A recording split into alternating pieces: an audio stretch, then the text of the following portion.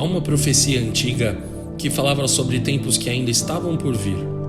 Alguns dias antes do ano 600 a.C., um profeta proferiu palavras de Deus a uma pequena nação. O nome do profeta é Isaías e a nação Israel. Deus estava recuando as cortinas do templo para permitir que o povo de Israel pudesse ter um vislumbre do futuro e ver que o destino da humanidade seria transformado por completo. Pouco sabia Isaías de que suas palavras não tocariam apenas a nação de Israel, mas o mundo todo. A história seria dividida para sempre. Ele predisse a vinda de um servo que seria desprezado e rejeitado pelos seus, e que se tornaria bem familiarizado com a dor.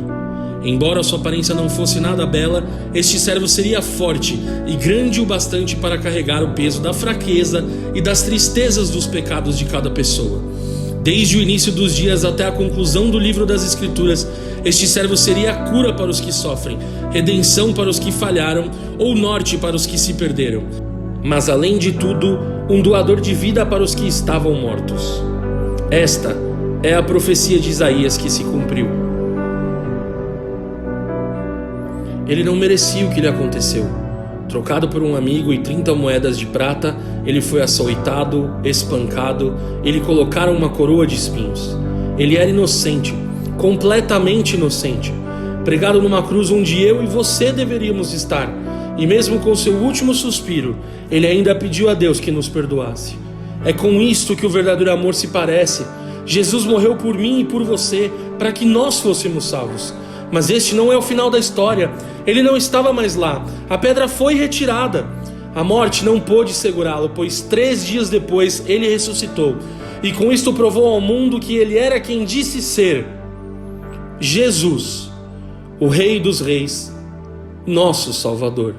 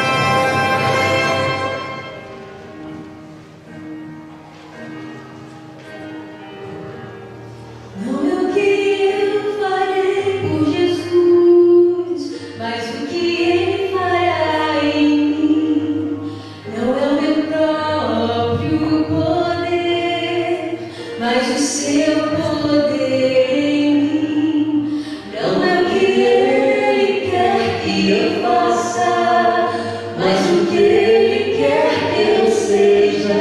Já me perguntei o que faria Jesus e agora vou buscar o que Ele está fazendo. Venha aqui onde estou e gozamos todos do seu coração. Deus quer que eu faça parte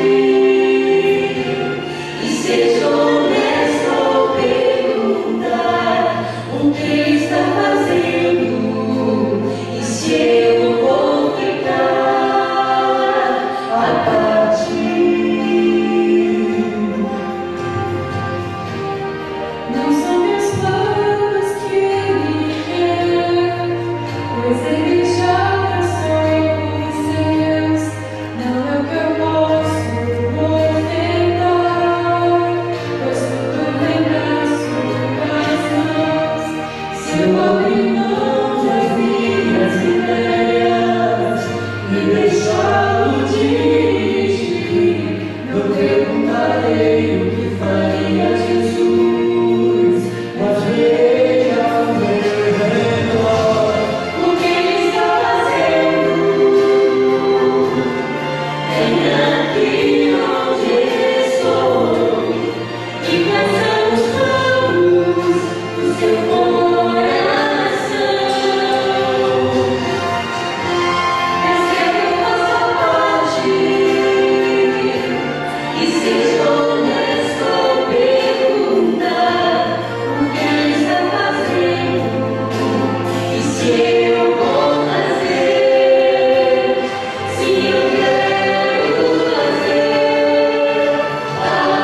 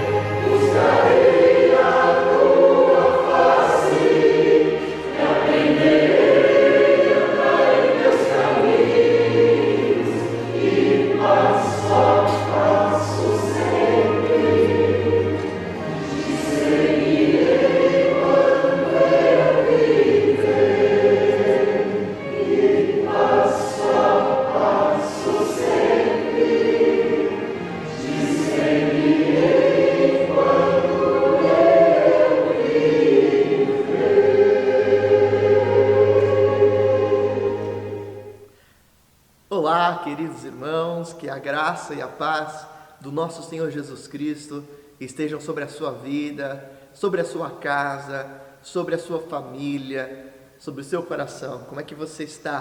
Tá tudo bem?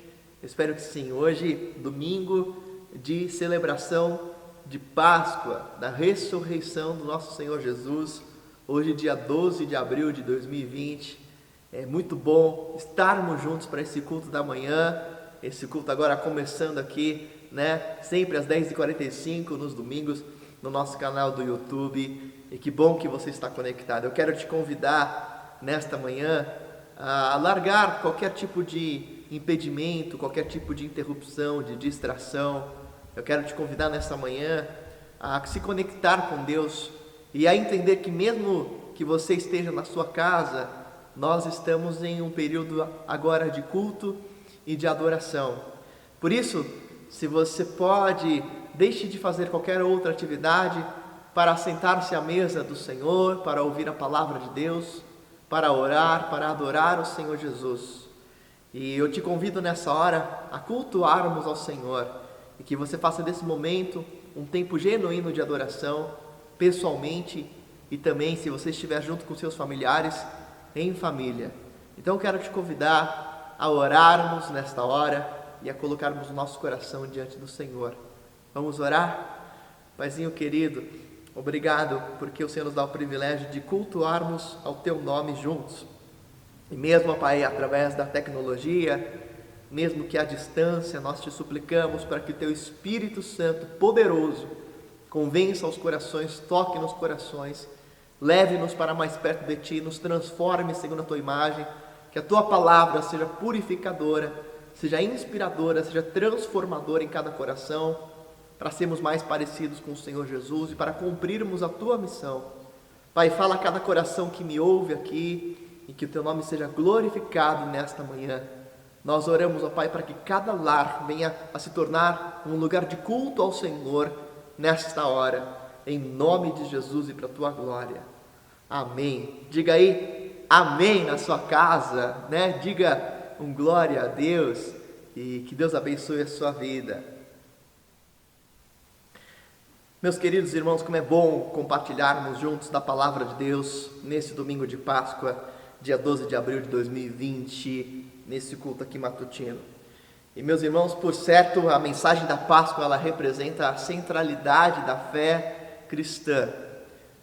E ela evidencia mais da nossa fé em Cristo do que outras celebrações tradicionais da nossa cultura, do nosso calendário, como por exemplo o Natal. Agora é importante resgatarmos contextualmente, historicamente, biblicamente, o significado desta festa chamada de Páscoa, né? Qual é a origem desta festa? Pois bem, talvez você saiba, mas o nome Páscoa, ele deriva do hebraico passar, que significa, segundo alguns estudiosos, passar por cima ou passar por alto.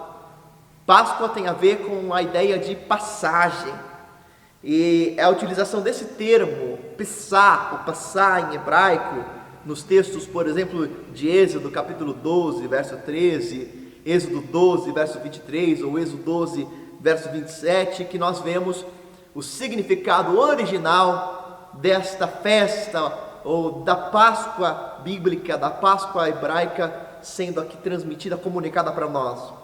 Em Êxodo 12, 27, nós lemos assim: responderam-lhes, é o sacrifício da Páscoa, ou em hebraico Pessah, ao Senhor, que passou, do hebraico passar, sobre as casas dos israelitas do Egito e poupou as nossas casas quando matou os egípcios. Então o povo curvou-se em adoração. Então Páscoa, que é Pessah, se origina de passar, que é passar por cima, passar, né, com um grande livramento, que foi por ocasião da 10ª praga que Deus enviou contra os egípcios, lá durante a saída do povo de Israel do Egito em direção à terra prometida, a Canaã. Já em outros textos das escrituras em hebraico, por exemplo, em Isaías capítulo 31, verso 5, a palavra Pessah indica o misericordioso ato em que um poder destruidor passa por cima sem danificar. Nós lemos o seguinte na profecia de Isaías, no capítulo 31, verso 5: como as aves dão proteção aos filhotes com as suas asas, o Senhor dos exércitos protegerá Jerusalém. Ele a protegerá e a livrará, ele a poupará e a salvará. E aqui o termo salvará é o termo em hebraico passar. Você vejam que no hebraico bíblico, Pessah ou passar significa tanto passar por cima, como também significa salvar ou livrar. E foi a partir desta primeira celebração de livramento, né, da primeira Páscoa dos hebreus, que foi a passagem do Senhor sobre os israelitas, livrando os primogênitos da morte, do anjo da morte, que se iniciou a adoração ritualística no Antigo Testamento. Um teólogo escreve assim: depois que Deus se apresentou a Moisés e libertou os israelitas do cativeiro no Egito, lançaram-se os fundamentos para os rituais israelitas. A adoração consta dos registros históricos, principalmente do êxodo do povo hebreu do Egito. Então, meus irmãos, a origem, o significado da Páscoa, né, no hebraico bíblico, nas escrituras do Antigo Testamento, além de significar passagem do Senhor, também significa proteção, livramento, salvação, e passou também a ser sinônimo de a festa da Páscoa, uma das principais celebrações do povo de Israel. Por isso, o nome Páscoa também foi sinônimo do sacrifício ou da vítima da Páscoa, o Cordeiro Pascal, que era entregue, que era sacrificado nesta festa, remetendo àquela libertação original do povo de Israel, enquanto eles saíam do Egito. Pois bem, temos então 4 significados aqui básicos para a palavra Páscoa nas Escrituras e no Antigo Testamento.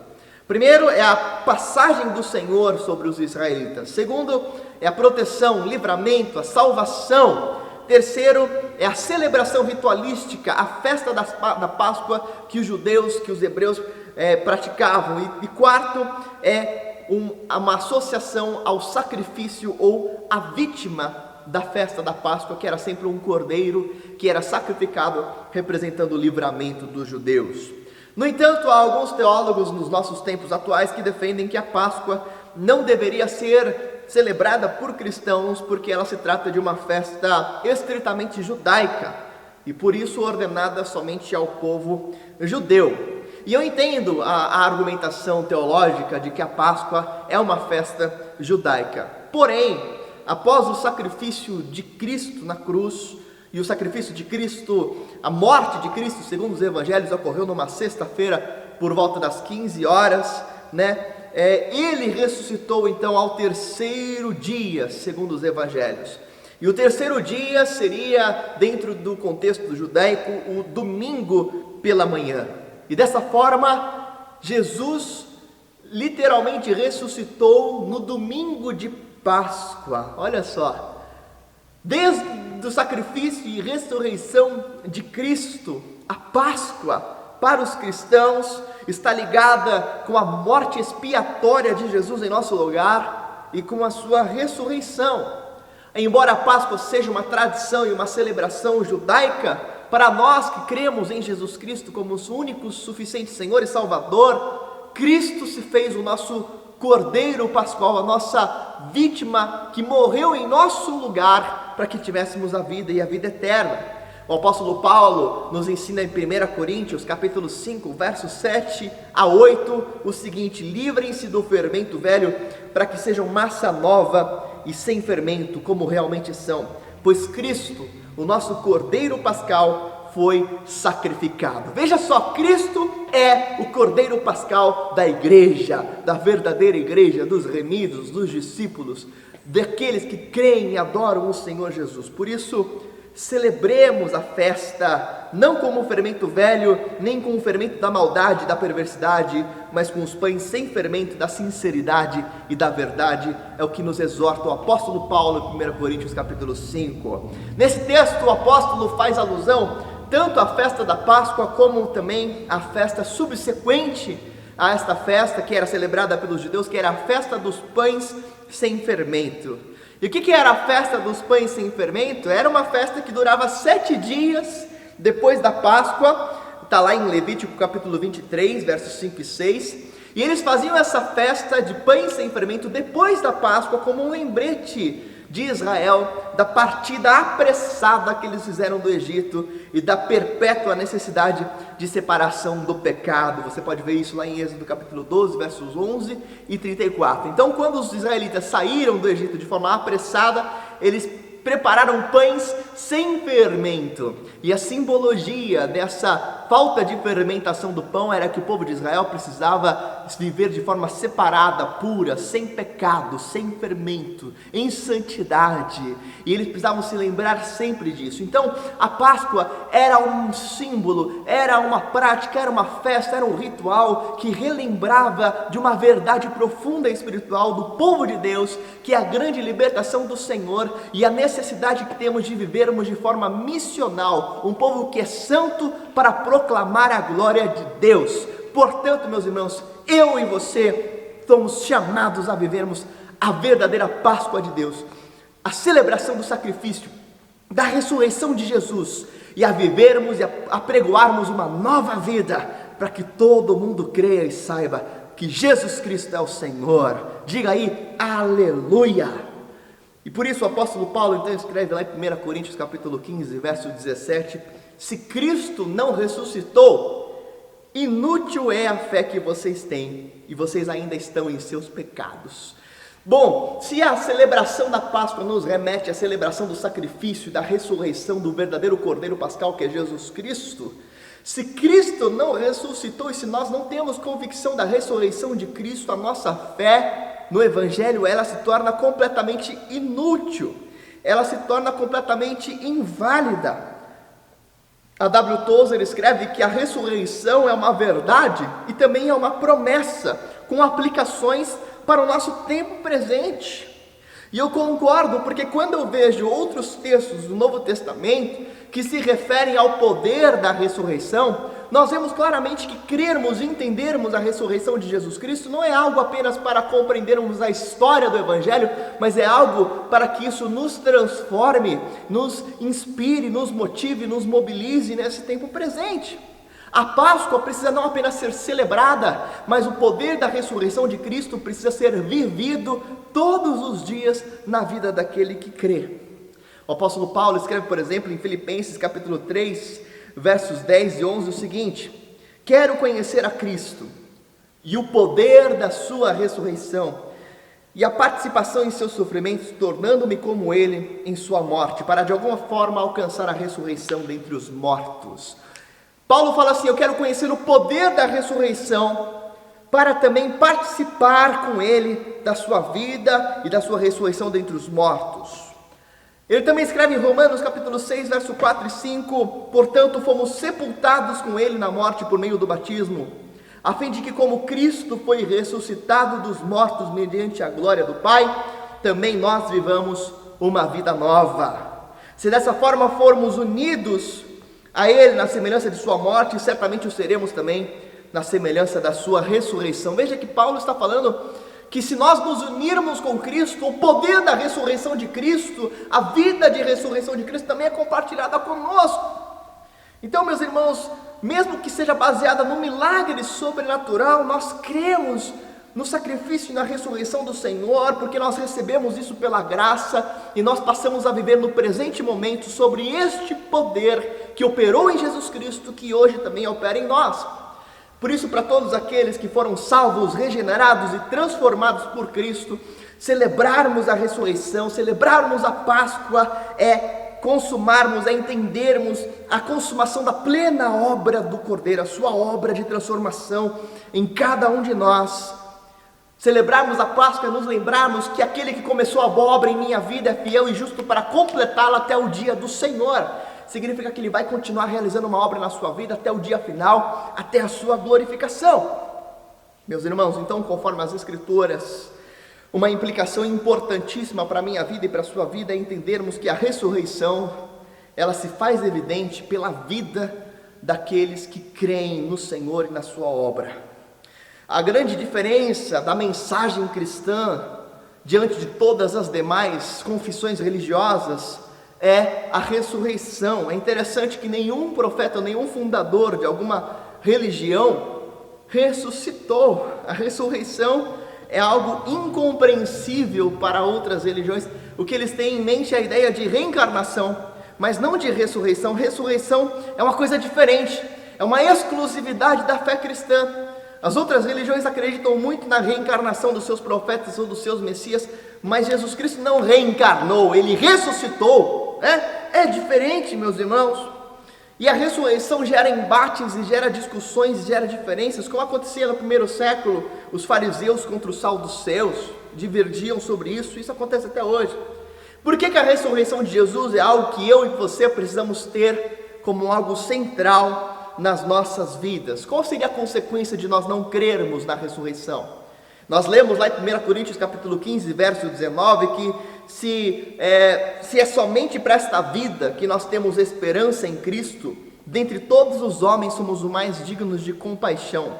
Porque o apóstolo nos ensina que se Cristo não ressuscitou, é inútil a nossa fé, porque nós também então não poderemos compartilhar da nossa esperança na ressurreição. Conforme o texto de 1 Coríntios 15, verso 12 a 19, nós temos aqui 6 consequências diferentes caso nós não venhamos a crer que Cristo ressuscitou. Porque se Ele não ressuscitou, o Evangelho é inútil, está lá em 1 Coríntios 15, verso 14. Se Cristo não ressuscitou, confiar no Senhor é inapropriado, porque Ele não é digno da nossa confiança. Se Cristo não ressuscitou, o testemunho dos apóstolos é fraudulento. Isso também nos leva a entender que todo o conteúdo do Novo Testamento é fraudulento, está em risco. Se Cristo não ressuscitou, a nossa fé é vã, é inútil. E se Cristo não ressuscitou, os nossos pecados não podem ser perdoados. Um teólogo chamado Bruce Winter, ele afirma que se a fé cristã é mais uma panaceia desta vida, então em face do custo de ser cristão numa sociedade pluralista como Corinto, os cristãos eram as pessoas mais patéticas da face da terra. Veja, se a ressurreição não é uma verdade para ser aplicada na minha vida hoje, e se isso não fosse uma verdade para ser aplicada na vida dos coríntios, na época em que Paulo escreveu esta carta, seria uma grande idiotice, uma grande estupideza crer na ressurreição. Por quê? Porque eles pregavam a ressurreição de Cristo e eles morriam por isso. Eles pagavam um alto preço por afirmar que Cristo tinha ressuscitado. Como escreve John Stott, mesmo que os discípulos tivessem conseguido remover o corpo do Senhor, ou fazer qualquer tipo de falácia, qualquer tipo de ensinação para fingir que Cristo tivesse ressuscitado, tem uma consideração psicológica que é suficiente para esvaziar qualquer teoria da conspiração contra a ressurreição, que é o seguinte fato: os apóstolos originais não apenas pregavam a ressurreição, como sofriam por ela. Estariam aqueles apóstolos preparados para serem presos, açoitados e até mesmo morrer por uma mentira, por uma fake news, sabe? A gente vê qual é a verdade daquilo que acredita quando nós nos sentimos ameaçados por aquela verdade. Quando você está diante de uma grande ameaça contra a sua própria integridade de vida, caso você continue a defender aquilo que você afirma ser verdade. A verdade das pessoas não é comprovada apenas pelo poder do argumento, mas pela vida que a pessoa leva. Porque hipócritas e mártires não são feitos do mesmo material. Meu irmão, falar, qualquer um pode falar tudo o que quiser, mas viver, só vive quem crê realmente na verdade. A transformação dos discípulos é a maior evidência de que Cristo é real, de que Cristo está vivo, de que Cristo ressuscitou, porque ninguém é transformado por alguém que está morto ou por uma mentira. O que aconteceu com aqueles apóstolos? De homens medrosos, covardes, temerosos, se transformaram em grandes líderes corajosos que morreram pela sua fé, como foi o caso de todos os apóstolos originais. A mudança deles é evidente. Quando Cristo morre, eles estavam desiludidos, se sentindo abandonados, mas quando eles veem que Cristo ressuscitou, eles ganham poder, vigor, a força do Espírito Santo, passam a pregar corajosamente o Evangelho, e como diz o autor de Atos, eles passam a revirar o mundo de cabeça para baixo. A maior evidência da verdade que cremos, meus irmãos, é como nós nos portamos em face às lutas e problemas e crises da nossa sociedade atual. Como é que você testifica que a fé que você tem, que a sua convicção na palavra é verdadeira? A partir da sua postura diante do mundo. Por isso eu quero te perguntar, como é que eu e você temos reagido neste momento atual em que vivemos? Qual é a qualidade da fé que você está evidenciando hoje? Sabe, meus irmãos, crermos e afirmarmos a Páscoa e a ressurreição deve gerar algo em nós, deve gerar uma mudança. Em Pedro foi transformado da dúvida em coragem, para Tiago em fé, a incredulidade de Tomé foi transformada em total submissão. Foi a ressurreição que transformou Saulo de um perseguidor do Evangelho para um grande propagador da fé. O que as suas convicções estão gerando em você hoje?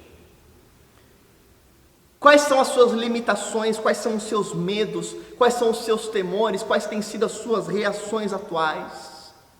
Que a ressurreição possa nos transformar hoje e a cada dia. Agora, há um outro aspecto da ressurreição, que é o fato de que ela testifica sobre o poder de Deus. Há nas Escrituras o conceito de o poder da ressurreição que atua vividamente em nós hoje. Lá em Efésios capítulo 1, verso 18, nós lemos assim: eu oro para que os olhos do coração de vocês sejam iluminados, a fim de que vocês conheçam a esperança para a qual Ele os chamou, as riquezas da gloriosa herança dele nos santos, e a incomparável grandeza do seu poder para conosco os que cremos, conforme a atuação da sua poderosa força. E esse poder Ele exerceu em Cristo, ressuscitando-o dos mortos e fazendo-o assentar-se à sua direita nas regiões celestiais. Quanta coisa importante, Paulo, a palavra de Deus está nos ensinando aqui em Efésios capítulo 1, verso 18 a 20. Ele está dizendo basicamente que Deus nos chamou, nos deu uma vocação. Está lá no texto, no verso 18, Ele nos chamou para uma viva esperança. Qual é a vocação para a qual Ele nos chama? A palavra vocação no grego bíblico é muito importante, porque ela vem da palavra klesis. E ela implica, segundo todos os textos em que esse termo é utilizado, ela significa o seguinte: o chamado para participação na missão de Deus por meio dos dons, por exemplo, nós vemos lá em Romanos capítulo 11, verso 29, o chamado para demonstrarmos a sabedoria e a glória de Deus, como nós vemos isso lá em 1 Coríntios capítulo 1, versos 25 até o 31, Deus chamou, escolheu as coisas loucas deste mundo para envergonhar os sábios. E também esta nossa vocação é uma vocação para o cumprimento de todo bom propósito e obra de fé, conforme 2 Tessalonicenses capítulo 1, verso 11, quando nós lemos a seguinte oração: que o nosso Deus nos faça dignos da vocação e com poder cumpra todo bom propósito e toda obra que procede da fé. Significa que nós somos chamados para vivermos o reino de Deus, os seus privilégios, e para cumprirmos a sua missão. Esta é a esperança para a qual nós somos chamados. E como é que nós vivemos esta vocação? Pelo poder de Deus que atua eficazmente em nós, o mesmo poder que esteve atuando na ressurreição de Jesus Cristo. É o que Pedro concorda lá na segunda epístola dele, 2 Pedro capítulo 1, verso 3, o seu divino poder nos deu tudo o que precisamos para a vida e para a piedade, por meio daquele que nos chamou para a sua própria glória e virtude. Veja, se Deus te chama para algo, Ele vai te dar o poder para algo, e para o que Deus nos chama, Ele nos chama para anunciarmos a sua glória, para vivermos santificação, para vivermos a sua missão, para não temermos num mundo que está em trevas. Meus irmãos, esse poder que atuou sobre Cristo é o poder que está atuando e continua atuando sobre a igreja hoje. É o poder que transforma completamente vidas, que nos dá vitória sobre o pecado, que nos dá vitória sobre tentações, que nos faz homens e mulheres diferentes, pais e filhos diferentes, maridos e esposas diferentes, que nos capacita para a obra de Deus num tempo de incertezas. O mesmo poder de Deus que atuou sobre Cristo atua também sobre nós para vivermos a vocação. Está sobre você hoje este poder, diante da pandemia, diante dos medos, diante das inseguranças, está sobre nós. Este poder para orarmos, para intercedermos, para vivermos a missão, para fazermos discípulos, para ajudarmos pessoas, para realizarmos toda a boa obra que glorifica ao Pai. Quantas vezes nós duvidamos de que Deus está conosco, ou da sua capacitação sobre nós, ou temos a tendência de banalizar o poder do Evangelho, meus irmãos, e se você não está claro do que você deve fazer, você não estará claro de como fazer e nem do poder que está acessível sobre você para isso. Meus irmãos, o mesmo Deus que com poder sobrenatural ressuscitou Jesus da morte física, pode nos ressuscitar da apatia espiritual, pode nos ressuscitar da morte, da ineficiência, da omissão. Sabemos que Ele pode ressuscitar a todo aquele que precisa de vida, porque Ele ressuscitou Jesus. E o nosso desafio nesse domingo de Páscoa, o nosso desafio hoje, nesse tempo presente, nesse momento em que o mundo enfrenta, o nosso desafio é que em todos os aspectos da minha vida e da sua vida, nós sejamos movidos pelo poder da ressurreição que há em Cristo. Que o Senhor traga vida nova sobre o seu coração, vida espiritual, vida de oração, vida de leitura da palavra, vida de discipulado, vida de intercessão, vida de cumprimento da missão, vida de anúncio da esperança, de anúncio da glória de Deus, vida em poder para realizar feitos que evidenciem a glória de Deus Pai. Viva o poder de Deus, testificando a ressurreição com o teu próprio viver, com os teus dias, com as tuas reações. Por isso, meus irmãos, eu quero orar com você e refletirmos nesta oração sobre o seguinte: como o poder de Deus tem sido aplicado na minha vida nesses dias atuais. Quais atitudes práticas você está realizando em direção à plena vocação de Deus para nós? O poder de Deus, ele tem um propósito. Atos capítulo 1, verso 8: receberão poder, dunamis, ao descer sobre vós o Espírito Santo, e vocês serão minhas testemunhas. Porque o poder de Deus não é para outro fim senão para testemunharmos. O poder da ressurreição não é para outro fim senão para vivermos a nossa vocação. O poder que esteve em Cristo atuando gloriosamente nele está sobre a sua igreja, para que nós venhamos a nos manifestar justamente nesses dias de hoje. De que maneiras o poder da ressurreição está atuando na sua vida e de que forma, em quais áreas o poder da ressurreição de Cristo precisa atuar hoje em você? Quais são os seus medos atuais? O que você teme? Quais são as suas ansiedades? Quais são as suas limitações? Que hoje você precisa reafirmar, crer que o poder de Cristo está atuando sobre a sua vida, para que venhamos a vencer juntos as ansiedades, os medos, as inseguranças, para que juntos venhamos a viver o propósito da nossa vocação. Não deixe a sua vida passar, viva ela intensamente, cumprindo a missão do Senhor enquanto há tempo e fora de tempo. Venhamos a viver e aproveitar as oportunidades. Vamos orar juntos nessa hora? E eu te convido aí a orar comigo nesse momento. Pai, obrigado pela Tua palavra que fala aos nossos corações. E nós te suplicamos para que o Senhor nos dê graça, ousadia e intrepidez para vivermos o poder da Tua ressurreição em dias onde parece imperar a morte, o desânimo, o abatimento, a tristeza. Nós clamamos em nome de Jesus para que na minha vida e na vida dos meus irmãos, nesta celebração de domingo de ressurreição, a vida do Senhor esteja sobre cada um de nós, e assim o Senhor seja glorificado, Pai. Continua conosco, dá-nos o Teu poder, atua sobre nós em glória, e que possamos, ó Deus, na graça, vencermos todas as limitações impostas por este mundo, e anunciarmos o Teu glorioso nome, o Teu Evangelho, e demonstrarmos com o nosso viver o poder real da nossa convicção no Senhor. Que sejamos como aqueles mártires da história que anunciam o Teu nome até os confins da terra e até as consequências finais. Dá-nos este poder para testemunharmos de quem Tu és num mundo aflito e que necessita da Tua graça e da coragem da Tua igreja. Nós oramos em nome de Jesus e para a glória do Senhor e Deus Pai. Diga aí, amém. Eu queria que você compartilhasse, se você está do lado de alguém, ou se você mora sozinho, que você ligasse para alguém da sua confiança e compartilhasse com ele algum motivo de oração com relação a em que áreas você precisa do poder de ressurreição de Deus hoje. Quais são as áreas que o Senhor precisa renovar para que você venha cumprir a missão do Senhor? Quais são as suas inseguranças que estão te impedindo de glorificar a Deus com seus dias nessa terra?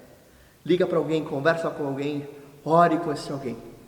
E hoje, domingo de celebração da ressurreição, eu quero te convidar, aí na sua casa, aí sozinho ou com a sua família, a como igreja, mesmo que remotamente, eu quero te convidar a como igreja celebrarmos juntos a ceia do Senhor Jesus, a ordenança que Ele nos deixou. Por isso, nesta hora, partiremos para a celebração da ceia do Senhor Jesus. Prepare os elementos, prepare o pão, prepare o suco de uva e vamos juntos ter esse momento nesta hora.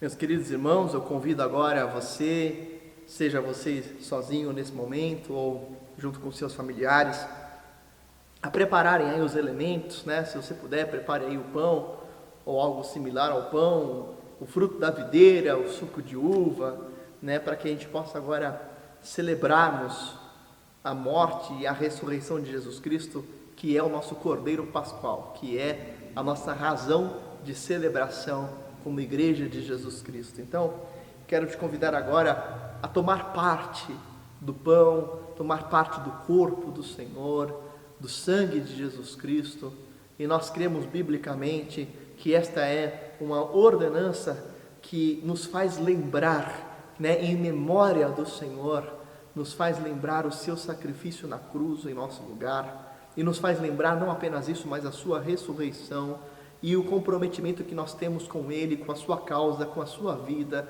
com a sua pessoa, com o seu evangelho e com a sua missão. Porque não faz sentido sermos participantes de Cristo se os propósitos e os objetivos dele não se tornam também os nossos propósitos e os nossos objetivos. E qual foi o maior objetivo de Jesus Cristo? O que ele mais evidenciou enquanto estava presente fisicamente entre nós e continua a nos evidenciar hoje pela sua palavra e pelo seu Espírito Santo? O maior objetivo de Jesus Cristo é a glória de Deus o Pai. E com esse objetivo, todo aquele que toma parte dele na celebração da ceia também deve estar comprometido. Por isso eu te convido a renovar o seu comprometimento com a missão e com a causa de Jesus Cristo, que é trazer glórias a Deus Pai, evidenciando quem o Pai é a partir da nossa própria existência e da nossa própria vida. Quer comamos, quer bebamos, façamos tudo para a glória de Deus. E nós queremos agora revelar a beleza, a grandeza, a magnitude, a glória do nosso Deus. Amém? Então vamos juntos celebrar este momento. Então, se você tem aí os elementos, se você tem aí o pão, deixe eles aí pertinho de vocês, né? E se você tem aí algum familiar perto de você, eu vou pedir para que o representante aí da sua casa, né? Se você está aí na sua casa com o seu marido, com a sua esposa, com os seus filhos, eu vou pedir agora que o marido, o esposo, o pai, pegue agora o pão, pegue agora o cálice, né, o copo com suco de uva e distribua agora para seus familiares. Ou se você talvez esteja sozinho, sozinha, você mesmo vai poder se servir, ou se é apenas você como mãe com o seu filho que já crê no Senhor Jesus Cristo, que já o confessou publicamente, você também vai poder fazer isso com ele agora, né? Eu quero lembrar que nós estamos aqui em culto ao Senhor, em ordenança ao Senhor Jesus nesse momento. Então, distribua aí para as pessoas que estão perto de você, nesta hora, em atitude de adoração a Jesus, em atitude diaconal. Diáconos significa pronto para servir. Aquele que está pronto para servir, aquele que serve, que se apressa em servir, né? Então, em atitude de serviço, vamos agora servir uns aos outros aí na sua casa, ou a si mesmo, em comunhão com alguém, em comunhão conosco. E a palavra de Deus, então, nos diz em 1 Coríntios capítulo 11, verso 23, pois eu lhes transmiti o que eu também recebi do Senhor, que na noite em que o Senhor Jesus foi traído, ele tomou o pão e ele agradeceu a Deus, ele partiu o pão e ele disse: este é o meu corpo que é entregue por vocês, e façam isso em memória de mim, disse o Senhor Jesus. Então todos vocês que junto comigo creem em Jesus Cristo como Senhor e Salvador, creem que Ele se entregou por nós, creem que Ele morreu por nós, você confessou isso publicamente no batismo nas águas, você declarou que Jesus Cristo é o teu Senhor e você quer hoje renovar este comprometimento com a causa do Mestre, com a pessoa dele. Você quer declarar não apenas de palavras, mas de coração, de vida, que você o ama. Se você compartilha comigo desse sentimento e quer declarar: eu te amo, Jesus, mais do que tudo, eu quero te convidar a comer comigo o pão nesta hora. Comamos todos.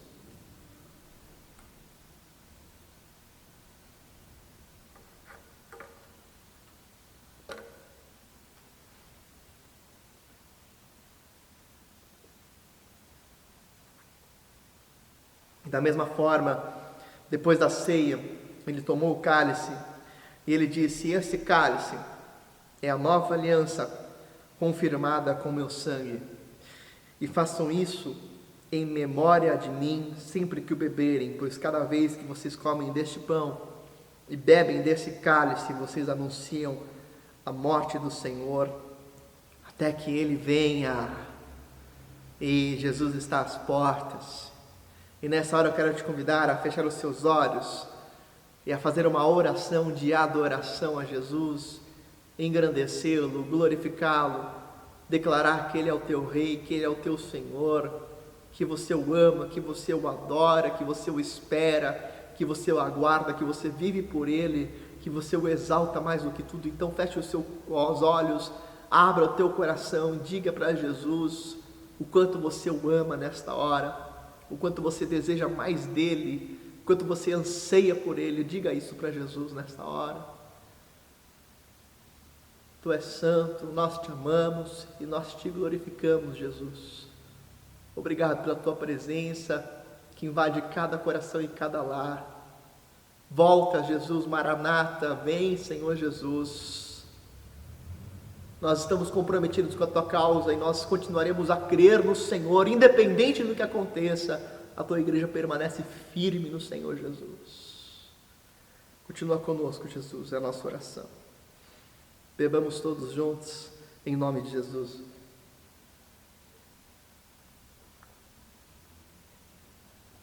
Aleluia! Diga aí, glória a Deus.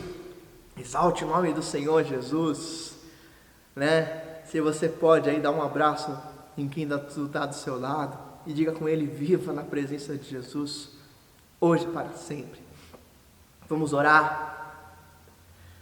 Que a graça do Senhor Jesus, o amor de Deus o Pai e a eterna comunhão com o Espírito Santo de Deus sejam com todos nós e com todo o povo de Deus espalhado pela terra para agora e para sempre. Que o Senhor o abençoe e o guarde, que o Senhor sobre ti levante o rosto, tenha misericórdia de ti, que o Senhor faça resplandecer o rosto sobre ti e te conceda a paz neste tempo e sempre, em nome de Jesus. Diga amém, amém, amém.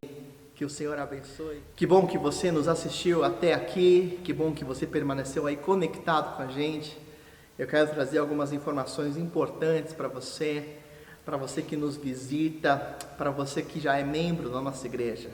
E talvez você esteja nos visitando virtualmente, talvez você tenha aqui encontrado o nosso canal do YouTube, o nosso site, a nossa igreja, você estava procurando por uma mensagem ou alguém compartilhou esse conteúdo com você.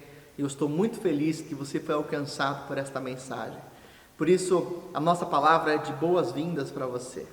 E se você é um dos nossos visitantes, nós somos uma igreja que tem como valor o acolhimento, que tem como valor o relacionamento. Nós somos uma igreja missional, relacional e discipuladora. Então, se você está nos visitando, a gente quer conhecer melhor você, a gente quer ter um contato humano com você, a gente quer te dar mais informações, né? Então vai aparecer um QR Code na sua tela, você pode apontar o seu celular para o seu QR Code que está aparecendo nesse momento, você vai ser direcionado para um link para mais informações também, e a gente quer aí conversar com você, a gente quer que você se conecte com a gente. Nós temos as nossas redes sociais, que você pode aí se conectar, mandar uma mensagem, né? Nós aí queremos conhecê-lo, orar pela sua vida.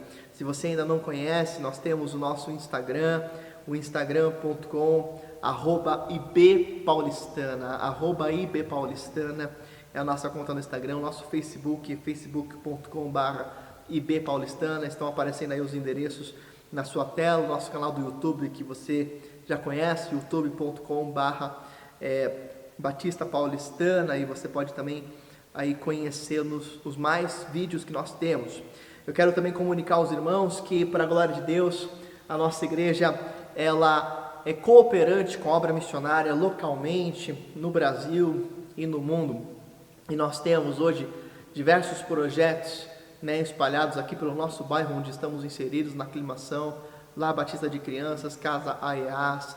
Também iniciaremos um auxílio para a Casa de Recuperação de Dependentes Químicos, Cristolândia, Unidade Feminina. Também nós temos aí apoio a projetos missionários em Roraima e também sustento de projetos missionários na Ásia.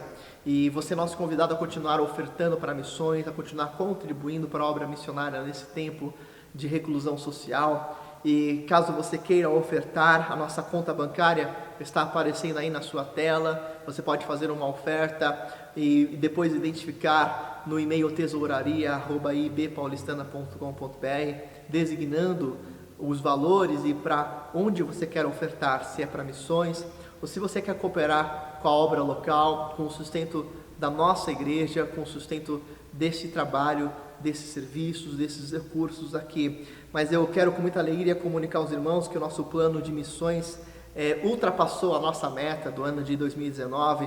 Até fevereiro de 2020 nós ultrapassamos em mais de 12% os nossos valores. Diga glória a Deus, o Senhor foi fiel. E para a glória do Senhor, Deus usou a vida de muitos irmãos para ofertarem com fidelidade na obra missionária. E nós pudemos aí ofertar fielmente, sustentar missionários em todas as partes do Brasil e do mundo, através da sua oferta. Então, que o Senhor faça transbordar generosamente sobre a sua vida a graça de ser um compartilhador de recursos nas mãos dele. Diga aleluia. Eu quero te convidar também para cultuarmos a Deus ao vivo nesta quarta-feira no culto de oração, através do nosso Facebook, facebook.com/ibpaulistana. Às 20 horas eu estarei ao vivo, num momento de oração, de compartilhar da palavra, de cânticos, e você é meu convidado para estarmos juntos lá, assistindo essa transmissão online. E se você nos visita, a gente quer convidar você também a participar de uma reunião de pequeno grupo multiplicador, que tem se reunido através de aplicativos de videoconferências nas semanas. É a melhor forma da gente gerar relacionamentos, porque a igreja continua sendo uma igreja discipuladora e relacional em tempos de Covid. A gente vai continuar mantendo relacionamentos intencionais. Então conheça a gente nos nossos pequenos grupos multiplicadores, mande aí um comentário, mande uma mensagem no nosso Facebook, a gente vai responder. E que Deus abençoe a sua vida, na graça e na paz do Senhor Jesus. Um grande abraço e até hoje à noite às 19 horas. Deus te abençoe.